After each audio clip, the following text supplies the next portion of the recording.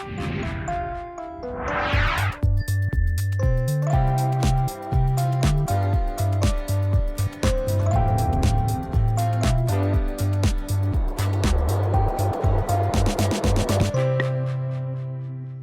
wants to try picking up the fire hose? I do. Wow, that is really heavy.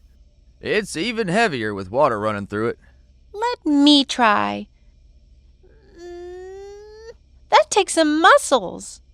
Yes, it does. But having a way to get water is important for putting out house fires, although sometimes too much water can be a problem. What do you mean? If there's a bad storm or a flood, it means there is too much water. Then we have to do water rescues. How do you do that?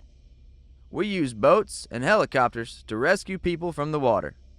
Did you know there's a really awesome water rescue in the Bible, and there were no boats or helicopters to help?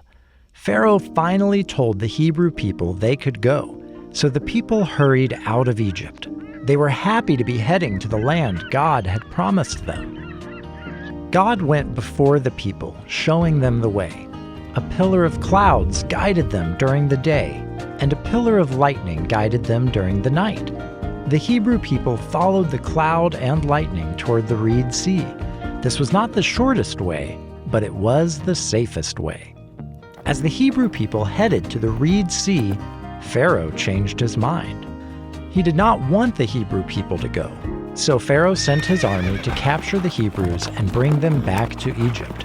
When the Hebrew people saw Pharaoh's army coming closer and closer, they were afraid. The Egyptian army was behind them, and the Reed Sea was in front of them. The people thought they were trapped. "Don't be afraid," said Moses. "God will rescue you today." Then Moses turned to the sea. He lifted his shepherd's staff and stretched his arm over the sea. Then God sent a strong wind to push back the waters of the sea, turning the sea into dry land. The Hebrew people walked across the sea on the dry land. When all the people had crossed the sea, Moses put down his staff and his arm, and the water rolled back. The Reed Sea was filled with water once again. Now the Egyptians could not cross the sea to get to the Hebrews. God had rescued the people, and they were amazed at God's power. Wow! Now that is an amazing water rescue. I'm sure the Hebrew people were really happy. They certainly were. In fact, they had a celebration, singing and dancing and praising God. How about if we have a celebration right here with our firefighting friends?